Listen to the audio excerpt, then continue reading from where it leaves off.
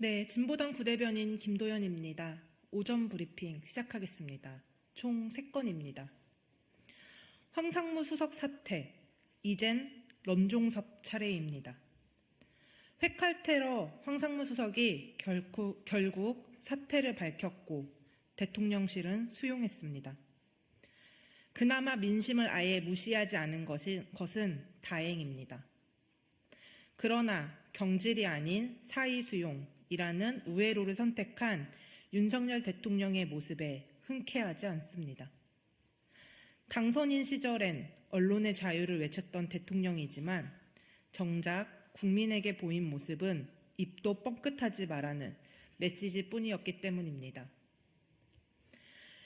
이젠 해병대 입을 틀어막은 이종섭 전 장관의 차례입니다.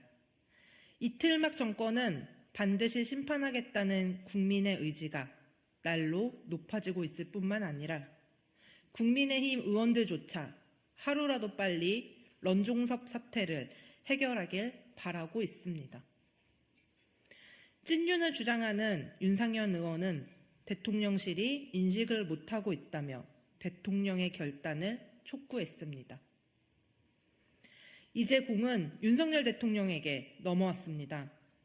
부디 누구든 이틀막과 협박으로 자리를 보존하기 어렵다는 사실을 깨닫길 바랍니다. 네, 두 번째입니다. 아빠 찬스 공천이 어떻게 국민의 미래입니까? 국민의 미래 비례대표 공천 논란이 지속되고 있습니다. 이번에는 아빠 찬스가 문제입니다. 비례 13번을 받은 강세원 전 대통령실 법률비서관실 행정관의 아버지는 강훈 변호사로 이명박 전 대통령의 청와대 법무비서관이며 변호사였습니다. 여당 인사들의 부모 찬스가 하루 이틀의 일은 아니지만 또다시 마주한 현실에 찬스를 쓸 수 없는 청년들의 마음은 멍들어갑니다. 더욱이 국민의힘은 지난해에 노동개혁특별위원회를 출범하면서 공정채용법을 당론으로 추진하겠다고 하지 않았습니까? 그러나 또다시 청년들을 농락했습니다. 박근혜 정권 시절 최순실의 딸 정유라의 망언이 다시금 떠오릅니다.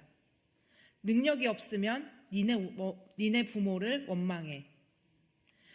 국민의 미래에는 국민도 미래도 눈을 씻고 찾아보려 해도 찾아볼 수가 없습니다.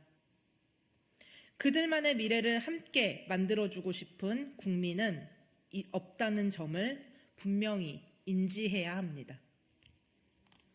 네, 마지막입니다. 새벽운동 강요하는 학교, 청소년 인권법이 절실합니다. 경북의 한 고등학교가 매일 새벽운동을 강요하여 논란입니다. 공립기숙사인 이 학교는 학생들에게 매일 오전 6시 40분에 기상하여 20분간 운동을 시키고 있는데 참석하지 않을 경우 벌점을 부과합니다.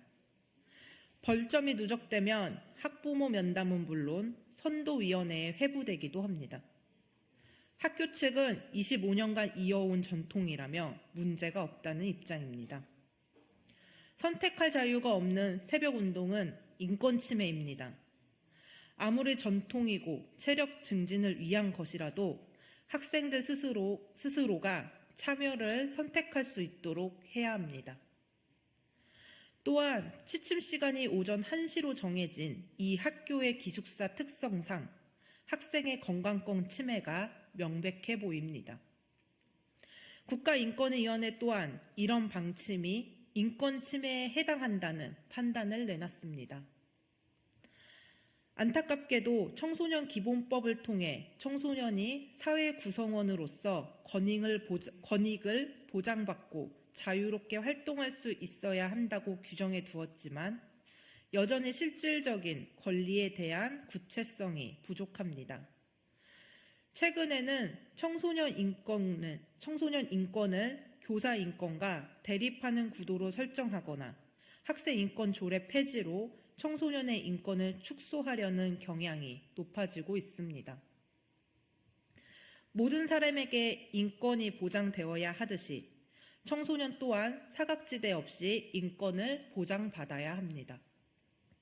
다시금 청소년 인권법이 절실한 이유입니다.